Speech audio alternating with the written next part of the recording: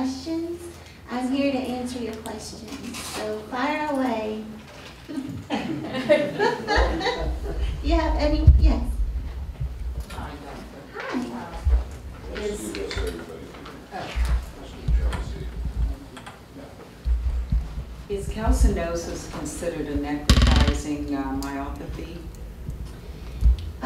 So calcinosis can be part of different forms of myopathies and just different autoimmune diseases altogether. So in the adult, calcinosis can be seen in about 30% of individuals, and it's much higher in juvenile dermatomyositis patients. I've seen calcinosis in patients who have scleroderma and myositis, so we call that a connective tissue disease associated myositis. It's not common to see, but it's still present. And I think one of the questions earlier this morning about treatment, it has been historically hard to treat calcinosis. And so the thinking is that the calcinosis actually may be a reflection of underlying disease activity. So the more active your myositis is, the more likely you're going to have the calcinosis, or it could get worse. And so we target our treatment towards treating the underlying myositis. There have been all kinds of medications in the literature that have been tried, and I don't know to date one that's very effective. Sometimes you'll get a little bit of mild to modest effect with certain medications. But if the calcinosis involves a large part of your body, like I've seen people with just sheets of calcinosis in between the muscles, then it may not be as effective using the standard medications out there. And what's been tried are various calcium channel blockers, bisphosphonates have been tried, biologics were mentioned, and then I mentioned a topical medication called sodium thiosulfate, which is compounded in zinc oxide, and that when I prescribe it, I ask the pharmacist to make it for me, and it's usually given to people who have very small areas of calcinosis that are right under the skin. Okay.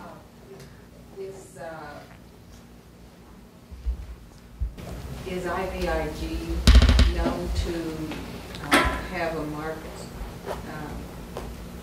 effect, positive effect on calcinosis? That's a good question. Is IVIG helpful? Well, it is helpful for treating the myositis. I don't think we know the data with the calcinosis. When people have said this is what I've used for calcinosis, IVIG is part of it, along with a laundry list of other medications. But all of those medications also are used to treat the underlying myositis. So I'm not aware of any trials that have looked just only at calcinosis and using IVIG, so there's no data. Thank you. You're welcome. Yes, question. What is your experience with I recently heard that my pulmonologist actually said that in time there may become a resistance towards biologics. Do you have any experience with that? I mean, you can have it with insulin too after many years. That gets you. Have you seen any data? And are there any strategies to avoid this? Good question. So a resistance to biologics, presumably after using them for a while. Any certain ones, or just rituximab? Rituximab. Okay. Sometimes your body can make antibodies against certain medications, and so, for instance, can be commonly seen with TNF inhibitors, where your body will make an antibody against that medication, and then there really is kind of a resistance to it. For the rituximab, I don't know. I think there could be antibodies that you can make against rituximab that you can measure, but it may be more speaking to lack of efficacy over time. So it may be helpful at one point, but then not as helpful anymore. And could it be because your disease is evolving into another organ system, like the lungs, for instance, or the muscle disease itself might have been is under control now, but now there's just underlying damage from the inflammation causing scarring, and then that's causing weakness. So it's not necessarily that there's inflammation that's driving it now, but it's kind of the end result of the inflammation, which is damage. And the rituximab is not going to help the damage if there's damage set up. It's actually exercise therapy and conditioning your muscles that way. Does that make sense? Yeah, it does. Okay. No, I was just thinking because yesterday you spoke that you usually give it twice a year in 2-week intervals. In Stockholm, where I am, they only give it once. And I think it's, I was thinking if there was a thought once every half a year with no intervals, no 2-week intervals. Just one infusion? One infusion, yes. I think 1,000. Okay. I was thinking if there was a strategy just for this resistance to keep it, or if it makes a difference. Well, I'm not sure if there's a difference in getting the medication in Stockholm versus here, or if there's a issue with the resources. Could be an issue with the resources. Okay. But they say that nothing has proved that it would be better to take it twice rather than once. Okay. Just once every half a year. Okay. Well, that's a lower dose than what I use. I have used it just once, but I tend to use it just the 2 infusions. There's the higher dose of 4 infusions I've also used as well, but not as common. And you may just need 1 course of it. Some patients just need it once, and then that's enough to put the myositis in remission. And you don't necessarily have to repeat it in 6 months. It wipes out your B cells. And when it does, it's 6 months, and in some people longer, I actually check the B cells before I decide to give the rituximab a second course in the year. And if those B cells are suppressed, I don't give the rituximab, because then there's too much immune suppression, and I know that the rituximab may still actually be exerting an effect. And there's also a higher chance of infections too. Thank you. Yes, you're welcome. Yes? With the DM ILD, how do you have patients that are effectively very good treatment with CellCept without IVIG? Because it seems like there's a commonality between the two people who have both. Using both the CellCept and the IVIG for treatment. My wife is thinking, has been asked to go to CellCept. Okay. The first step. I'm just wondering if that could possibly be, effective enough without the IVIG.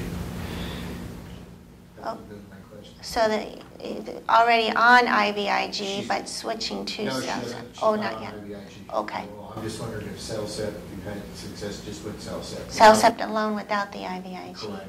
Okay.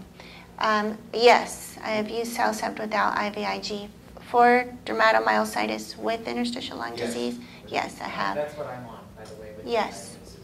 diagnosis. At high doses. Just CellCept. Yeah, so you can use it alone without the IVIG. That's because I've heard several people have both, the combination. I have not yet had anything but prednisone, weaned completely off of prednisone, and have been on CellCept for the last 2 years alone. Sometimes the IVIG is used as a bridge therapy before the CellCept kicks in. If there's a concern that maybe someone's getting worse, progressively worse, and then the thought is that CellCept won't work right away, but maybe IVIG will. I'd reserve it if there's trouble with the swallowing or a lot of weakness, trouble getting up out of bed, or severe trouble with breathing in that instance. But no, okay. Jumping from Imuran to CellCept. Okay. Yeah, I've done that too. Yes. Question? You're welcome. Acid reflux. I'm feeling it again. I'm not on anything regularly. Should we be on something regularly? I mean, the package says let's do it for 2 weeks. So should I be doing like every day, just to prevent it? I know it hurts the lungs if it gets but I'm just getting, I guess, Prevacid, do you just do it like every other day? Or? what's, I guess, the best protocol? If you have reflux, I think you should treat it. I just that's all it's Unless there was a concern about a side effect in treatment, okay. I take it every day. Yeah, usually it's dosed every day. The best way to take it is first thing in the morning on an empty stomach, a half hour before your meal, and then it works very effectively on inhibiting the acid pumps in your stomach. So. May I say something? Yes, I think of course. because it interacts with the cell cycle. Yeah, that's a very good question. And if some people, are you on You have to salsa? take it separate. You have that's the most important. Keep it separate. Something else I can. Yeah. No, that's it. Yeah. In general, many of the PPIs do interact, especially Prilosec with the CellCept. And there's a thought that it can affect the dose of this, or I should say, the level of the drug in your body. And so you have to think about that. Hours, I mean, there should be a protocol. They should be giving you a protocol for. Is it 2 hours after, or 2 hours? Or a space apart, either way. As well as calcium. As well as calcium, as long as it's spaced apart 2 hours, either way. Yeah, 2 hours either way. The other thing I do, and sometimes it's not available in some centers, is I measure the CellCept level, the drug level. I measure the drug trough. And so I just want to make sure that you're at a therapeutic dose. And so the drug trough is checked in the morning before you take your CellCept. And then it tells me if I need to increase your CellCept dose. So that's available. It is commercially available. In some centers you may have to send away for it, but you can talk to a rheumatologist about measuring the level, the drug level, if you're worried that there could be an interaction with the proton pump inhibitor. I don't routinely do it unless I think that you're not getting as much as you should be. I've got a comment on that from Yeah. a family practice point of view. Because the proton pump inhibitors can interfere with the absorption of calcium and contribute to osteoporosis, long-term use is something you have to watch. And you've also got osteoporosis risks with the prednisone use. Sometimes using a high-dose H2 blocker, like a double dose of something like Zantac or Pepsid, and you can do those twice a day, that actually will work as well, and it doesn't drop the acid level so low that it interferes with both drug absorption and absorption of minerals. Yeah, that's a good point. Absolutely. That's what I do. Our doctor needs to take Prilosec and Zantac. So, because we're not supposed to take Prilosec for long term, so my doctor had actually said, let's start doing Zantac twice a day. So I take Zantac in the morning and then Zantac in the afternoon and evening. So I switched. And that's effective? Yeah, and that's effective. Good. Question? My mum's got, well, she's been diagnosed with PM and DM, but she's got the JO1. Yes, I remember you. Yeah, I don't know if that's, I don't know, but she's got the JO1 positive, and so she's never spoken to me about antisynthetase syndrome, so it was all new to me when I got here. But she's also from a very small, well, she lived in a very small town that has very high tuberculosis rates. Okay. Because it's in the middle of Australia, in the middle of nowhere. So apparently, because it's all lung, she's always had shorter growth and lots of issues with the lungs. But is there anything I need to? Because I don't know if her doctor's tested for TB or anything like that. But is there anything that I need to, like, is there any drugs that she shouldn't be on or what have you to maybe exacerbate that? She will definitely need to be checked for TB. Yeah. You told me she wasn't on treatment? Well, she's Or got IVIG, she's on prednisone, she's on So methotrexate, she's on, I think she's on one or two others, but I'm not sure. Okay. So maybe she has already been checked before starting the treatment. I generally check before starting high-dose immune suppression, especially if she's in an area where there's a lot of TB. Well, she's not there now. But okay, she had been though. Okay. Where I grew up is. Okay. So then definitely she needs to be checked, and if there's something called latent TB, where the test can come back positive, but she doesn't have active disease. But if she had the latent TB, she'd have to be treated for that. And there's different kind of treatment for that, such as like isoniazid for 9 months or rifampin for 4. It'd have to be through an infectious diseases doctor. Would there be concern that she hadn't been checked yet, though? Yeah, I don't know, because she gets a bit muddled with all of the, things with the doctors, and so I'm trying to she lives in a different state to me, so I can't really just find out. But because my sister and I have, we got tested for TB and we ended up being positive, so we ended up having lots of medication for ages when we were in our teenage years. But and my mum was a nurse, so she was exposed to so many people. Do you know what I mean? So I'm thinking that might be. Just check with her to make sure. I think that it's most relevant if she's been on rituximab. Yeah, I think that's one of her. Yeah, because it rings a bell with.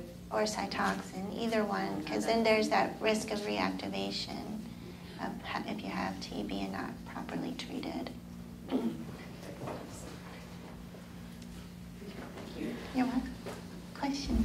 Have you ever had any antisynthetase patients successfully go off of meds? And if so, or have you ever recommended that? And in what cases? Has anyone, maybe you didn't recommend it, but they said, I'm not sure, sort of like the exercise thing where they said, no, you shouldn't exercise. And finally one person said, I'm going to do it. And it turned out to be a positive. Always just looking for that glimmer and trying to figure out if, doctors around have had any experience with patients. If there's ILD, it's chronic, I have not had that experience then. If there's no ILD, I've weaned people down to low doses very slowly, as mentioned during the meeting this morning, because there's always that concern for flare or relapse. Right. And I have patients who've had dermatomyositis without the Jo-1 antibody who have stopped treatment, and we've 3 at least come to mind, and we've watched carefully over the years to make sure it doesn't come back. And in one of the 3, the rashes started to come back, so she had to be put back on treatment. So it was easily the sort of early sort of clues. So and was she successful? To get back on it, and then it went back in remission. But the key is surveillance. You can't be lost to follow up. With the ILD, like I, one time was on oxygen for almost 2 years, and successfully got off of oxygen. And so, I think I would have been put in the moderate to severe category. Group, I was not like hospitalized, but clearly, needed a lot of help.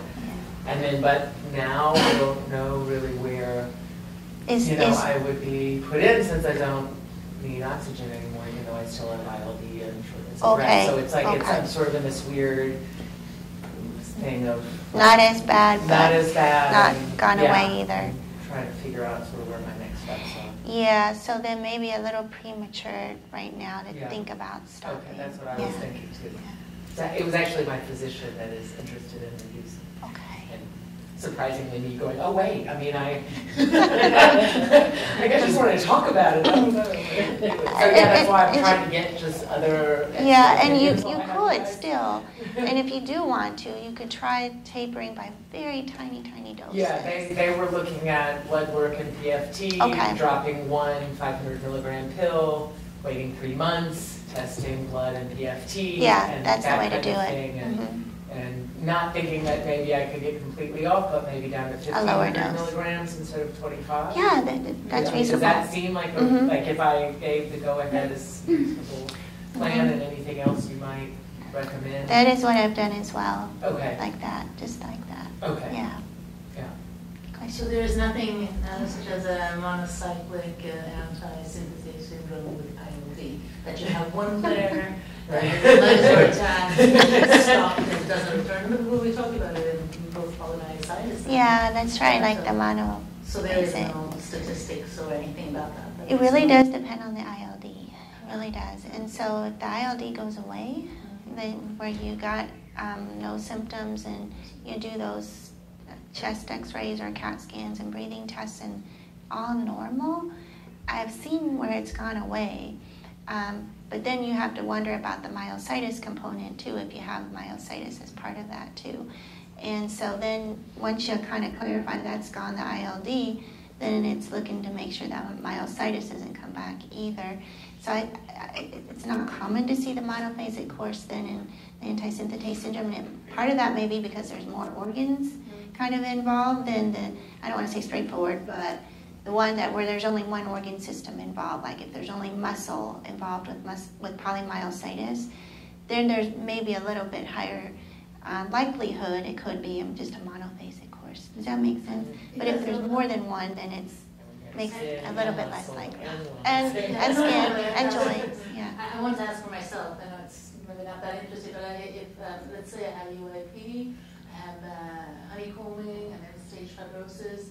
The flare, I had one flare, it probably went on a long time, but then nothing has happened in 4 years. It seems to be, is that a monophase or is it yeah, just taking, and I'm not taking that much, except for rituximab and Thiosulfate. So that, the monophase, it means it hits you, you're treated, goes away, doesn't come back. Disappears. Disappears, yeah. All right. So now if you're on treatment, it's in remission. Does that make sense? Yes, okay. Thank you. You're talking about the lung disease being in remission? Is that what you're talking about? Well, Because, the lung my could be, PFTs and have always, yeah, well, been between 43 and 50%. okay, They've never gotten better than 50%. So, okay. So then is that stable. remission?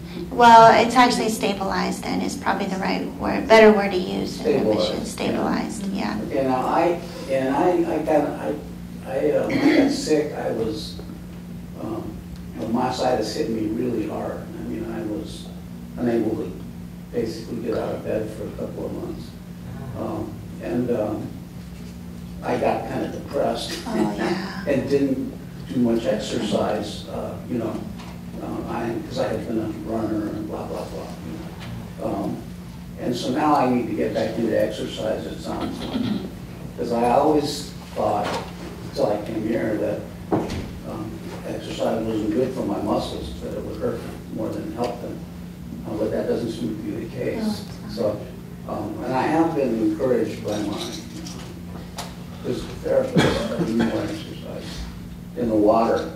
Water-based exercise is very good. Yeah, because it's low impact. And you're walking against resistance when you're walking through the pool water. And that really does help to build up your core muscles.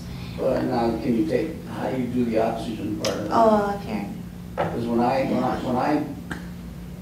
active, my sats drop, quickly. Okay. So I need oxygen. Yeah, and do you have a pulmonologist? Yes, I have okay. a pulmonologist. Talk to your pulmonologist to see if there's some pulmonary rehab exercise program. Yeah, I've been through a You've been pulmonary through that, rehab, okay, yeah, okay. And it was great, and then of course I didn't keep up I didn't keep it up. I have a suggestion for that, if that's okay. Yes, go ahead. I had a 50 and a 75-foot cord on my oxygen. I was actually able to walk all the way around my 3,000 square foot house, upstairs, downstairs, over here, from the same cord. So you could potentially do that the same in the pool. I'm sure if you talk to even if you were just at a YMCA, I'm sure if you talked to the instructor and said, hey, I'm on oxygen, I need to stay on this side of the pool, have your oxygen, off in a corner so it's not in the water, and then have your cord come. Yeah, I do. It's probably going to take a little extra, safety nets and orchestrating, but yeah, I would still. I have portable tanks too. Okay. To use and I have a push cart. And also talk with your primary provider that you plan to want to step up the intensity of your exercise, just to make sure the heart is okay for that too. Yeah, I have, Leaky valve, okay. Is that, do you think that's part of the disease? Depends upon how the severity of your leaky valve. It can contribute if you're not pumping out enough blood to fatigue too. Question, yes. So, the glass, cut glass, or whatever we call it, the crackle glass? Ground glass. Ground Ground glass. glass. Ground glass. That could actually be with pulmonary exercise that can actually improve. I was always under the impression that, okay, my wife is at like, I'm not sure, 60 or 70% with the DLC. Yeah. DLCO. I'm just wondering, can that actually get better?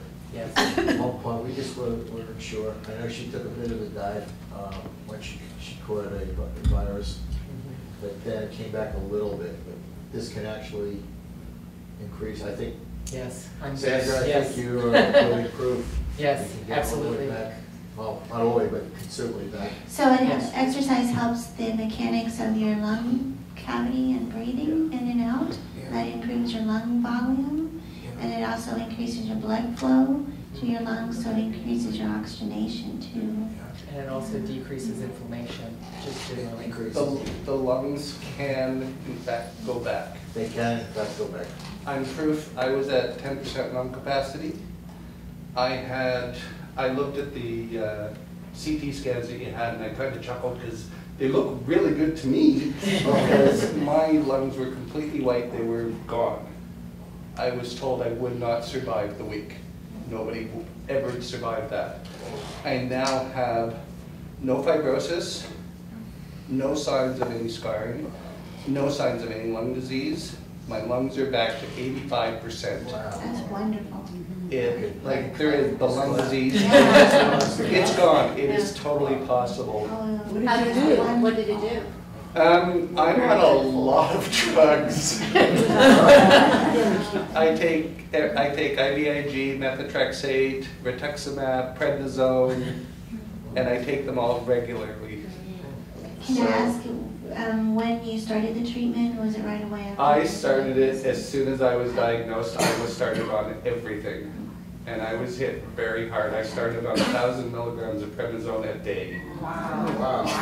Yeah, so That was hit hard. Yeah, I just follow that up. In my experience, if I hit people hard right away with high doses of steroids, I seem to see a better long-term effect with clearing that inflammation out, rather than starting at lower doses of low medicines and sort of puttering around with that and that kind of stuff. Yeah, we heard one doctor that said they prefer just like lower doses instead of hitting hard, and I'm a firm believer. Hit it really hard, hit it fast, knock it down, and then go from there. I believe in that. I think the timing is of the essence. Yeah. So it is possible. Question outside here. Yes. So I don't have inflammation in my body right now, so I'm not taking any meds, and the sedimentation rates are low. It's normal. But I was talking to you yesterday. I was diagnosed maybe in May with the pulmonary fibrosis, which I might have gotten in the beginning. So if I don't have inflammation in my body, that means, isn't that what causes the fibrosis, the inflammation, the scarring rather? So does then the sedimentation rate reflect the inflammation in the lungs, is the question? So some people have normal sedimentation rate and other markers of inflammation and still have inflammation in the lungs. So you can't rely on the blood test to indicate if there's inflammation in the lungs. So would it be the breathing test? And the imaging test as well help with that, yeah. So then I heard someone say that they were just on Cellsep because I do not want to go back on steroids. Can just going on Cellsep help with the lungs if that's the recommendation from the pulmonary doctor that I go back on some sort of meds? Do I have to go back on the steroids? I think, it really depends how you're feeling. If you're not short of breath or coughing, then there's less kind of push to be put on something that's going to act right away. Because steroids, that's what they do. They act within a couple days. Short of breath. And if you're not symptomatic, then it's okay to start something else. It will take a while to work, by the way. But if you're not limited in your breathing or in coughing or your exercise, then there probably is less than impetus to start steroids and just do the Cellsep. But it also depends on what's the extent of the lung disease too. So talk to your doctor after you get your tests done. I just want to make sure it'll take Do you know, because I haven't checked, do you know if there's any active ongoing research for antisynthetase syndrome and any clinical trials ongoing right now? Yeah. Yes. That's what do all you- I'm saying. Oh, okay.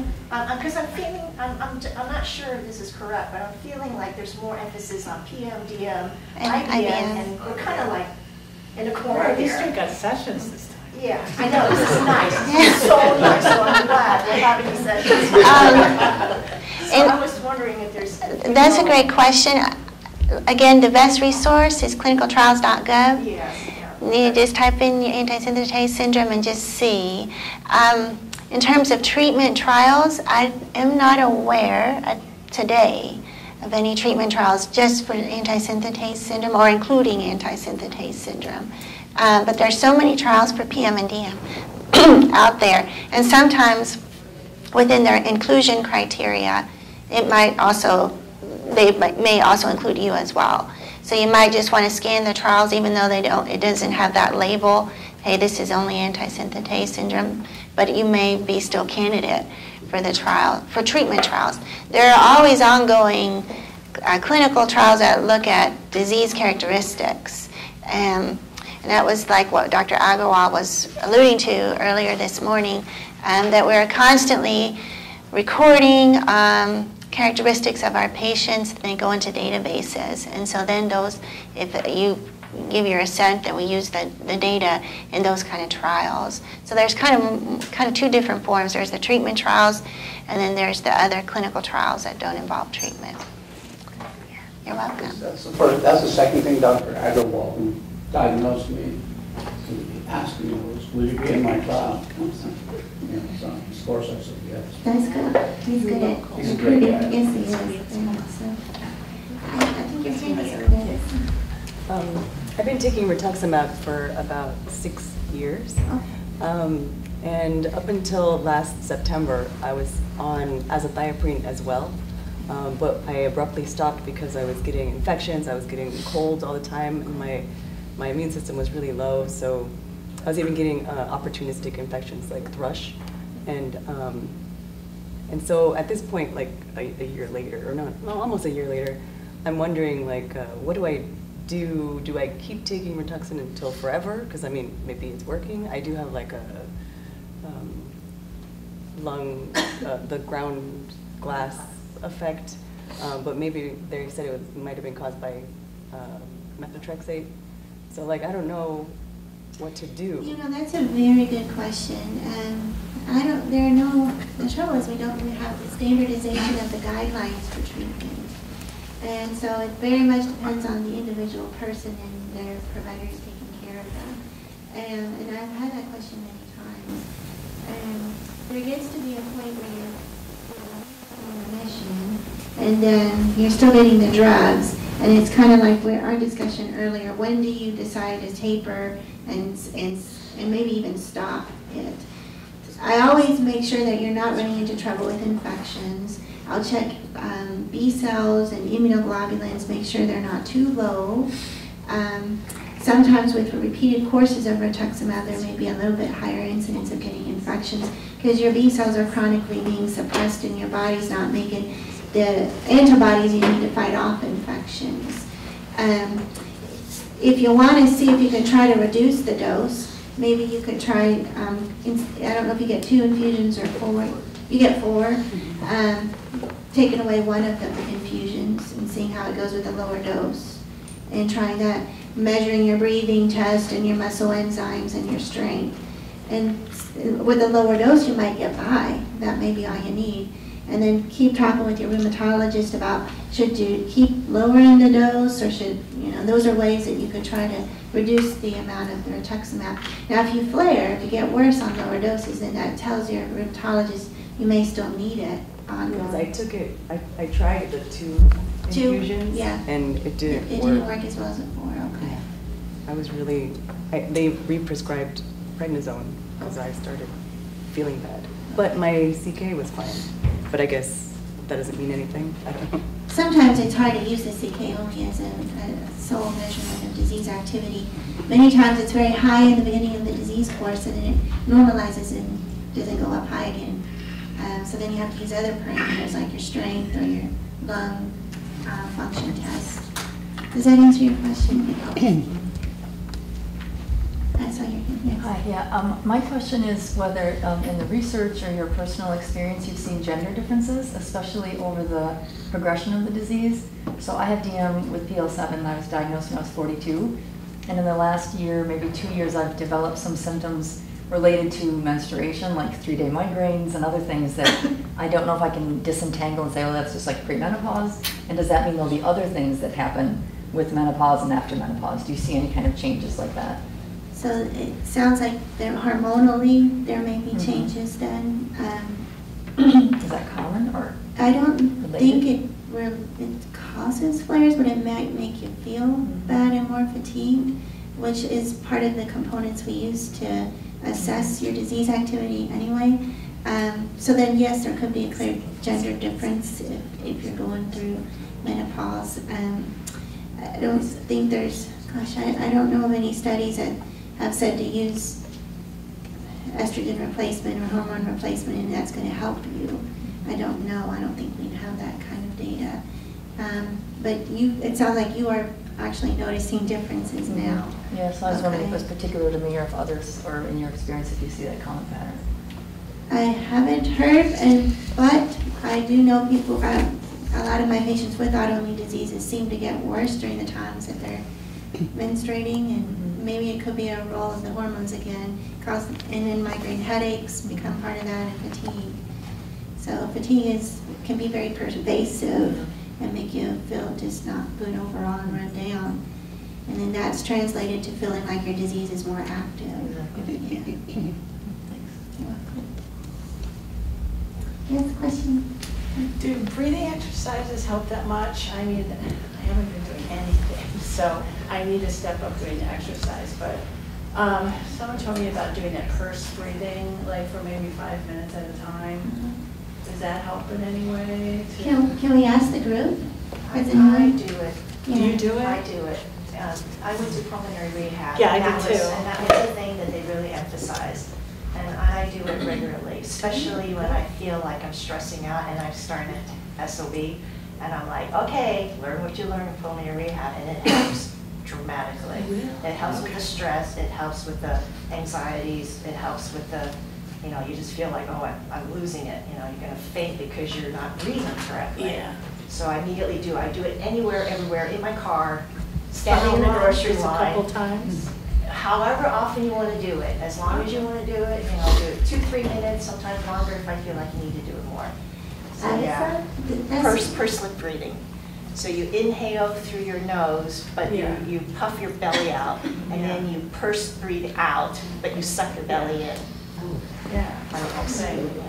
So you're holding your air in longer. Yes. Which is beneficial for your lungs. Yes. Well, and I would say I don't necessarily do it like random exercises, but I deliberately breathe throughout the entire day. Otherwise, my normal breathing is sort of just holding your breath until you have to breathe, which if you're restrictive lung, then you get out of breath, faster. So what I would do is, if I'm going upstairs, like before I get completely out of breath, I immediately start. Even when I've rushed around here, if people watch me closely, they'll see that I'm. Yeah, because I'm a mouth breather. Yeah.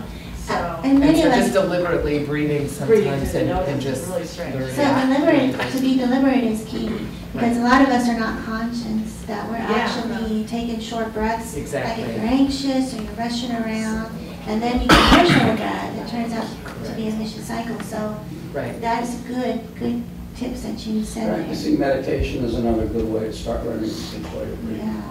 I've done it for years and it really helps me.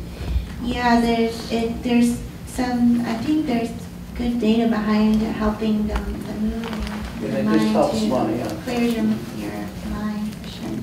Yeah. I had a question about work restrictions. I work for a chemical company. Oh gosh. Yeah. And, you know, I had been cleared to go back in by my rheumatologist, but now with the ILD, I'm starting to second think, Yeah. I have second thoughts about that. Yeah. You need to go with a pulmonologist. if So you're working. environmental exposures then is the Oh, yeah. question. Yeah. So it depends on what you're working with. So it's funny, you mentioned thiosulfates, Mhm. you know, some sulfites, some Okay. difunctional amines. Yeah, very good question. You might want to talk with your pulmonologist too before going back.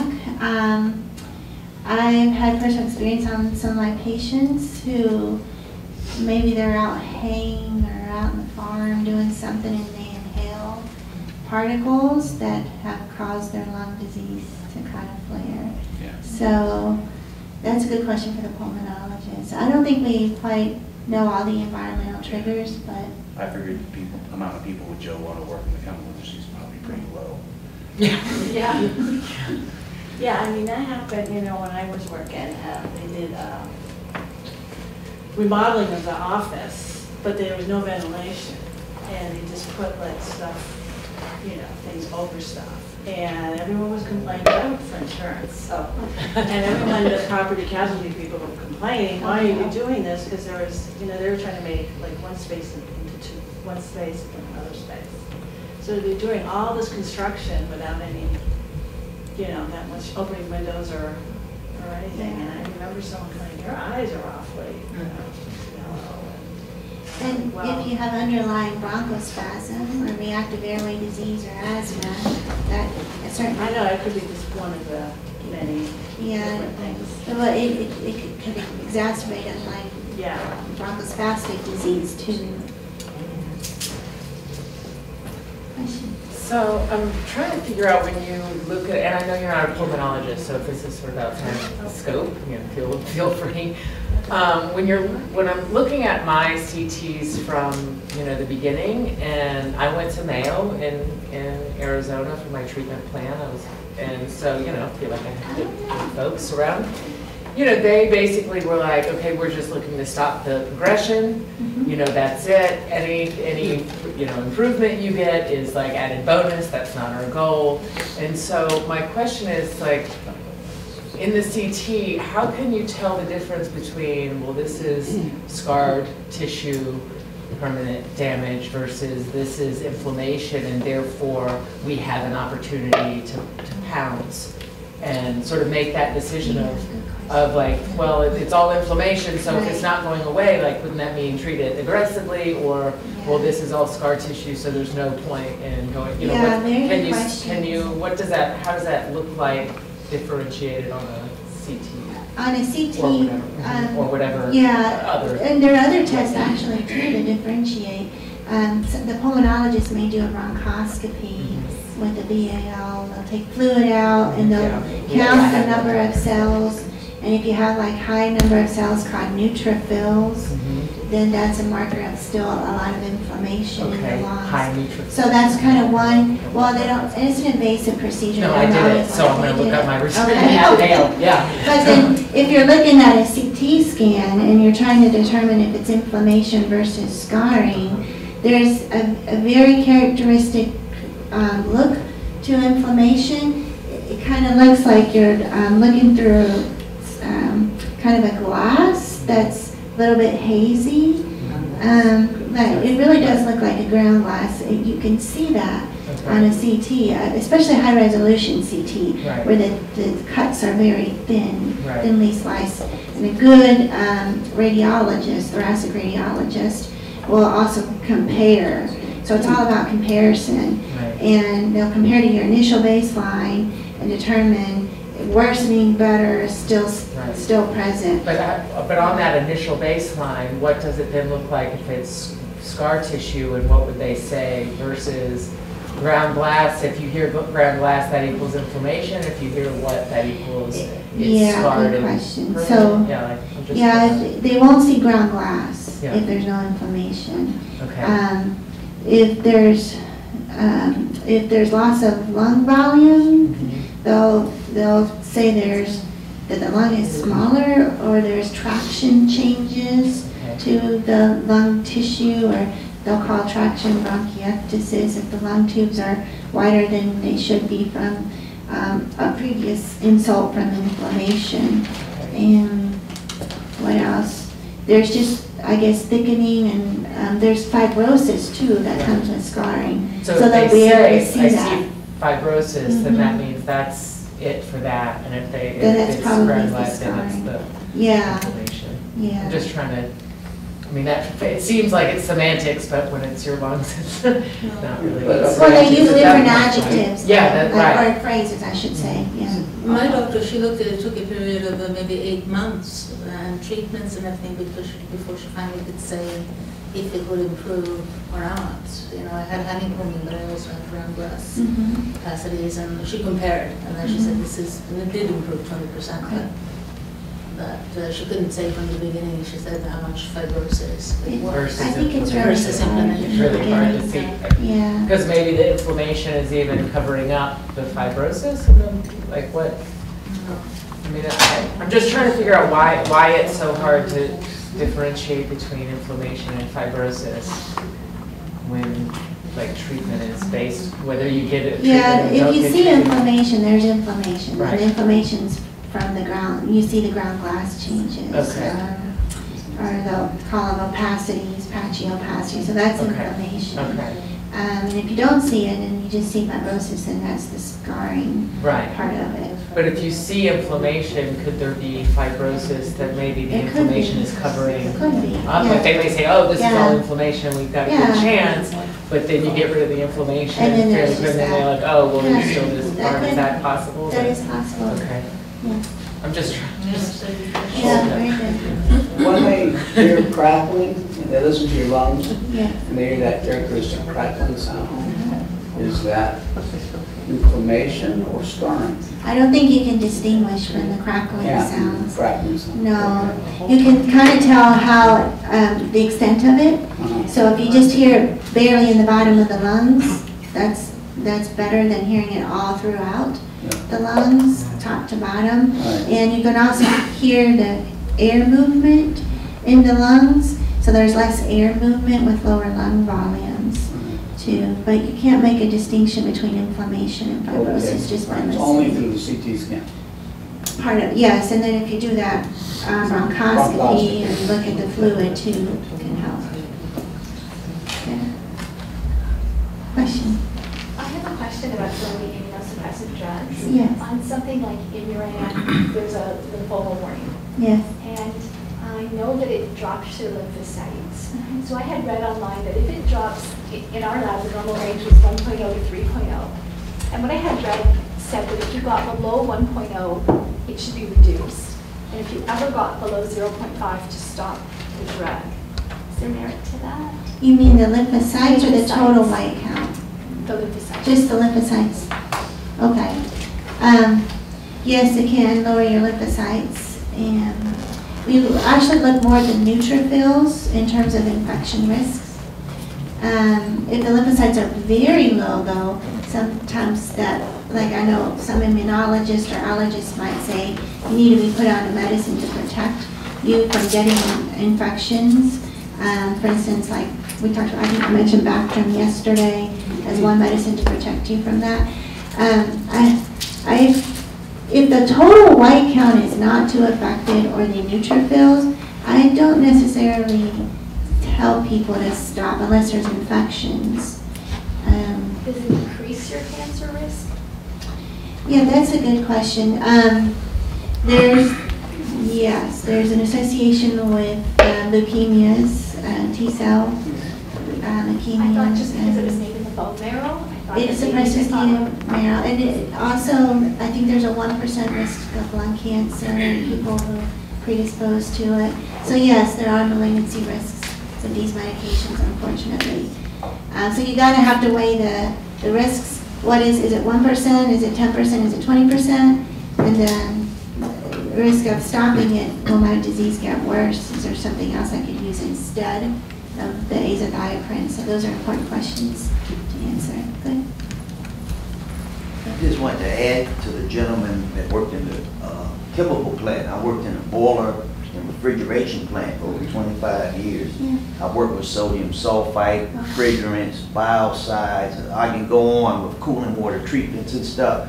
And I often wonder if that contribute to my situation. You know, I'm exposed to asbestos, fly ash, coal dust, just a number of things, as you know, from the plant industry. So there is a trial called the Mayo Risk Study. You go to clinicaltrials.gov, and it's at the NIH is the main center. We were also a center of it. in Washington, D.C. Yeah, and so just see if the trial is still open. Okay. And I think that it is.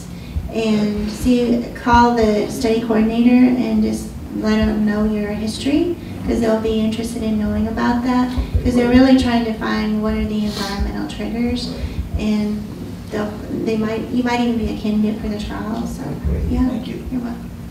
Well, and I think too, just with that, there's a lot of things that exacerbate the symptoms, you know, even if it ends up, it's not the cause, you know, even with my DM, I'm very, very sun sensitive, and I was prior to being on CellCept. Like I actually was before diagnosis, but I knew we were going down autoimmune. Just from my experience, started Googling autoimmune and sun, because I noticed that I was feeling very ill every time I was in the sun.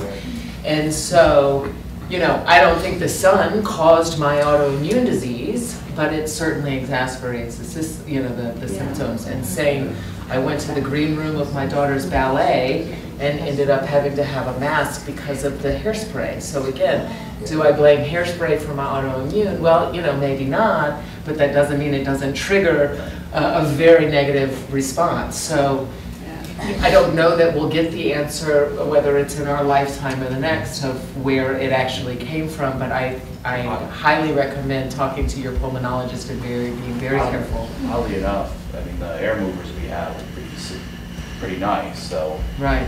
Given the other stuff, there's tons of fresh air going through our plants. Right. So and some of that, okay. depending on your ILD, if you feel okay, that may, because to me, even any small, it can be somebody with perfume, it can be a fire hundreds of miles away that nobody else feels. Yeah, so you may be able to tell just from, right, exactly, yeah, exactly. So yeah, I would just talk closely and monitor with your pulmonologist. Yeah, so I started Imuran in January. By June, my bone marrow was almost completely depleted. I had been hospitalized with critical anemia.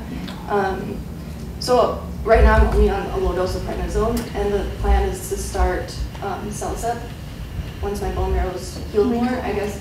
My question is, what would be the incidence of that happening again with like CellCept, or if I have to do like IVIG someday, or you know, like progressive. Good question. Do you know if they checked an enzyme in you called the thiopurine methyltransferase, the TPMT? They did. I go through Mayo, and I'm pretty sure that was one of the things that they talked about. Because sometimes if you don't have the enzyme or just a low level of it, you're more at risk for getting the bone marrow suppression from the azathioprine. They said that they checked for that, and it wasn't, like whatever, that wasn't normal. Okay. Yeah, it was normal. Okay. Did you see a hematologist at all? Yeah. Okay, so there'd be nothing else in the background contributing. No, they said it was actually really, really rare, so they at first did not think that it was the azathioprine, but they checked for everything else that they possibly could, and so they're basically just blaming it on that. Okay. Okay, so there is still a risk with CellCept in lowering your white blood cell count. I have seen profound cytopenias with azathioprine that I haven't seen with CellCept though. Okay. So you just, I'm sure your rheumatologist is going to be very careful with starting anything like that could potentially affect your white blood cell count. So then a lower dose for a long time or for a while until making sure a couple of blood tests are normal, and then slowly increases. You just have to watch to see. So there is still that risk. There is still that risk. Probably. Yeah. Okay. Very general question. Are there ethnic differences in disease incidence, severity, response to different drugs, or reactions to different drugs? Or are there not enough people who have the disease to be able to look at that? Good question. There's, in certain autoimmune diseases such as lupus, there are clear ethnic differences.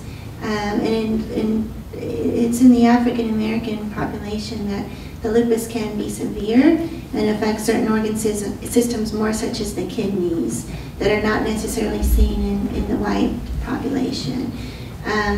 Extrapolating from that to other autoimmune diseases, in particular the myositis, there are certain autoantibodies that might be seen more in a group of patients than in others.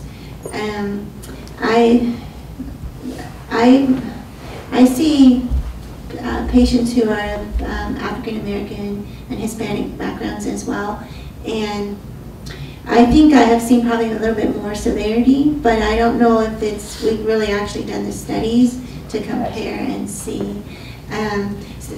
It depends on where you're located in your center, and our population, we don't see a large ethnic population always, compared to someone else who practices in an inner city. So there's differences in the patients that you see too. Then your question was treatment response? Yeah, and then okay. Whether it's like disease severity like the lupus, but also in different medications working, because we know about blood pressure medications in different groups particularly. Yeah. Some drugs don't work in African Americans Yeah. nearly as well, but it's also true for other ethnic groups. I'm just scanning my brain. I'm not aware of the drugs that I use that there could be any difference. Unless there's like a low enzyme level, like with the azathioprine we talked about, that's a clear difference in how they're going to be effective with side effects. That being said, there are sometimes medicines like to use to treat lupus, and even with rashes with dermatomyositis, such as Plaquenil. I'll always check an enzyme called a G6PD level, which may be lower in African American population and population from the Middle East. And so if they have a low level, then I don't prescribe the Plaquenil or any of the antimalarial agents.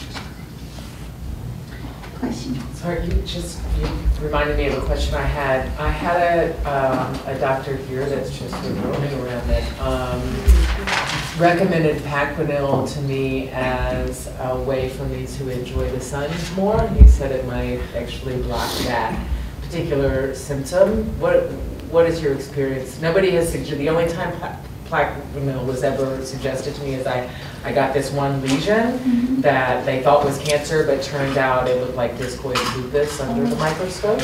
And they said, well, if you continue, if this is the one of the start of many, then we will try that. But it ended up being just this one-off incident that is sort of a mystery. So nobody's ever talked to me about that as an answer to this vampire life.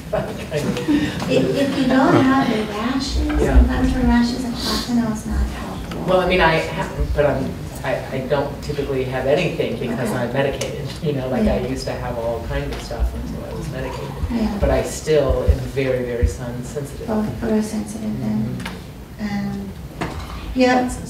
It'll be another medication to think about. It doesn't help the muscles, but it can help cutaneous involvement from if it's a dermatomyositis or lupus or like a discoid lupus too. There is also a rare side effect of it causing muscle problems like myopathy. So probably you just gotta have keep with my sun protective clothing. I think that would probably do that. It's probably easier, because you make it an unwanted side effect. Thank you for that. Yeah.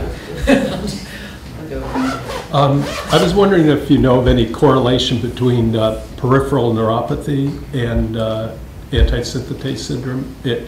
I have it in my feet, and it came on the same time as all the other symptoms, and it's the only one that's not under control. And all the doctors said, oh, that doesn't have anything to do with antisynthetase syndrome, except Dr. Charles Schumann says, no, she has seen it with it before. And I'm wondering if you've seen it and know, is there any hope for some bed for it or something? I've seen peripheral neuropathy with inclusion body myositis, and about maybe 25% of the time. With the antisynthetase syndrome, I must say that it's not a common feature. Peripheral neuropathy may come from other things as well. Of course, diabetes is one of the more common reasons. Certain medications, no, not any. Yeah, that's interesting that it came on, and it makes you wonder if you had any kind of vasculitic component affecting your nerves. I've seen peripheral neuropathies in vasculitis patients where they get inflammation of the vessels that are going to the nerves to supply the blood to the nerves. And so, yeah, I guess it's if you have dermatomyositis as part of your antisynthetase syndrome, you know? Supposedly the polymyositis, yeah. And that argument went, or that explanation went work Yeah. for you. That's interesting. No, actually, he said, Dr. Fiorentino said it might be dermatomyositis because he says that I have something unusual going on. So. Okay. I've got the exact same thing. I've got the neuropathy in my feet. Oh, really? And the neurologist is like, we don't know where it comes from, whether it's part of the antisynthetase or not. It's treated, but we have no idea. I guess you'd have to make that assumption it's probably autoimmune if it came on Yeah. at the same time. Right. And if you don't have any other risk factors for neuropathy, like vitamin B12 deficiency, diabetes, other medications. No, they can't figure it out, so probably autoimmune then, right? Yeah, we blame autoimmune. His fault.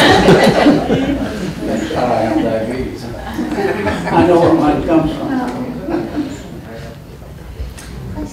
Is CellCept less effective for patients who are anti-Jo1 positive? I don't know of that. No. Have you had experience where? Well, I had a neuromuscular doctor. I had a rheumatologist wanting to put me on CellCept, and the neuromuscular doctor saying it won't be very effective because you're anti-Jo1 positive. Most So I didn't know of who to us. listen to. That's all I'm on Joe Me too. Yeah? Anti-Jo1, and it works? Yes. That's a medication I use often. And the other question was about a drug called meloxicam. Does it exacerbate myositis? That's an NSAID to treat joints then? To treat. I'm also rheumatoid. Oh, okay. So exacerbate, like make the myositis worse? Make the muscle enzymes go up then? It can make liver enzymes go up, and we measure liver enzymes sometimes when we're measuring muscle disease activity. I don't know that directly affecting the muscles though.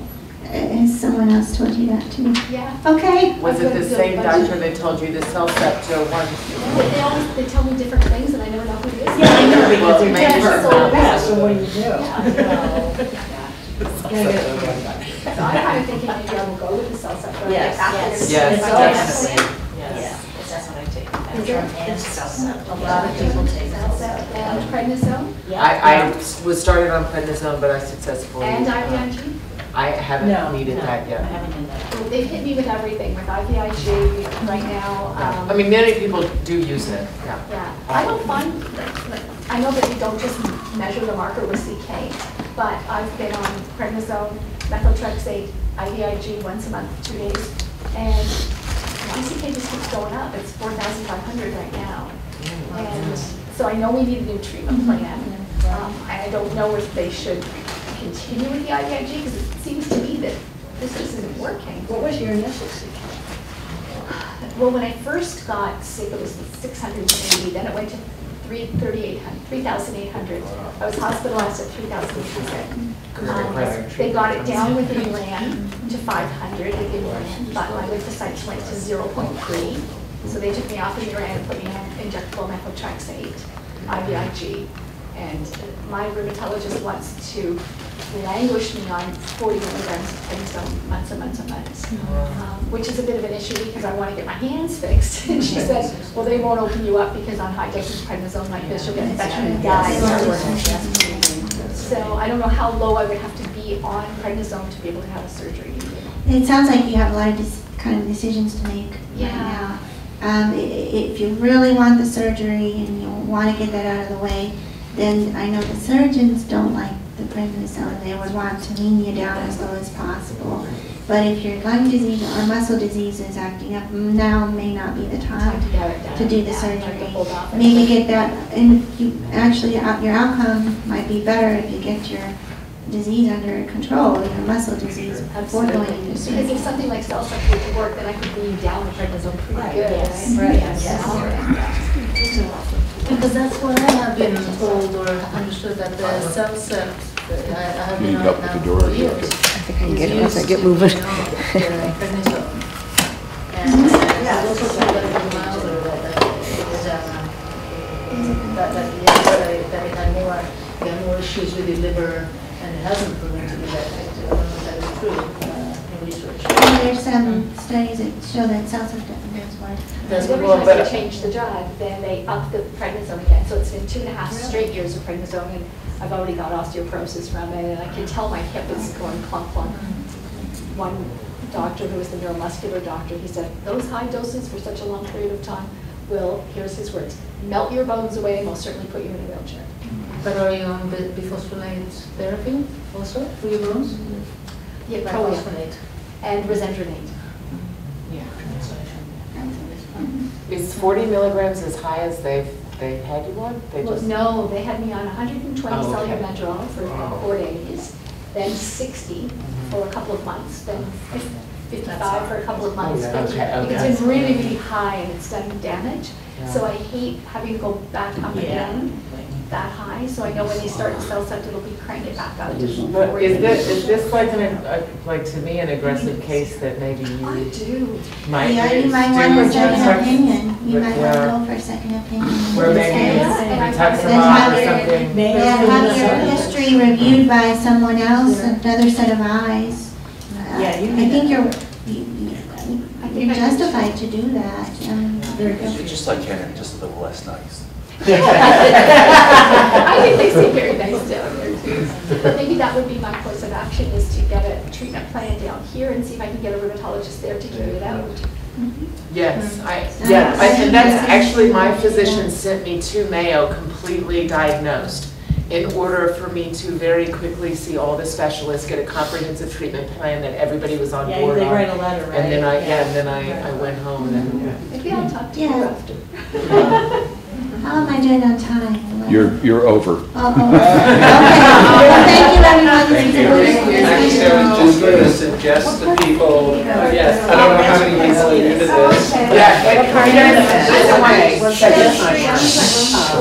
this. We all seem to take a lot of meds, and we always have a lot of questions about it. We all seem to have cell phones, computers, everything else. Facebook. There isn't, well, there's Facebook, but there's an app called drugs.com. It's also a website. You can put all your information in there, your disease, the medications you take, when you take them. It's great if you go to the hospital, if you have a smartphone, you hand them their phone.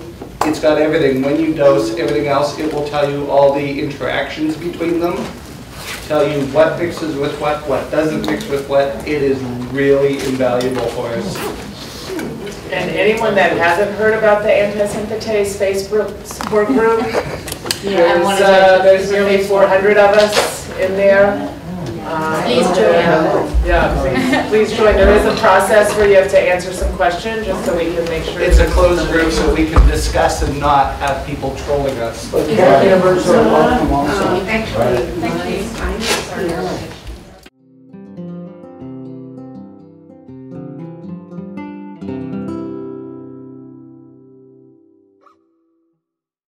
I'm Sandra Dorst, and I have antisynthetase syndrome with JO1, with dermatomyositis, and interstitial lung disease. This is my first conference. Unfortunately, I was diagnosed several months after the conference in Reno, which was only 30 minutes away from me. So I had to catch up here in Southern California instead. And what have you thought of the conference?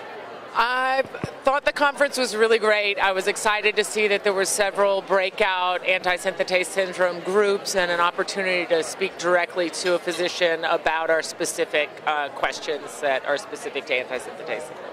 Have you picked up new information? I feel that I've picked up some new information and also just had information that I believed sort of validated by professionals, which was encouraging. I've been part of a Facebook antisynthetase syndrome support group, which I've got to meet many of the members that I've known for years, so that was an exciting part of coming to this conference. Also part of the myositis group and the interstitial lung disease group, but the antisynthetase syndrome Facebook group is my family for sure. My name is Anastasia Victorson, and I came here all the way from Stockholm, Sweden. I'm very happy to be here. Is this your first time coming to the Mayo Summit? To this conference, yes. To the TMA conference the first time. What's it been like? It's been fantastic. Very informative. I've met my friends, my Facebook friends, and I hope I'll be able to come again. I have polymyositis, but I also have a syndrome that's called the Antisynthetase syndrome. I have antibodies, a lot of them, but anti-Jo1 is the most common one.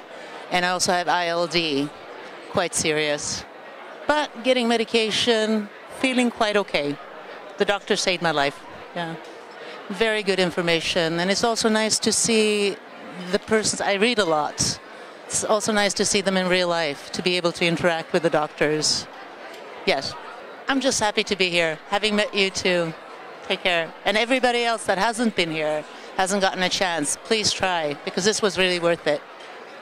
It's beyond my expectations, really. Thank you.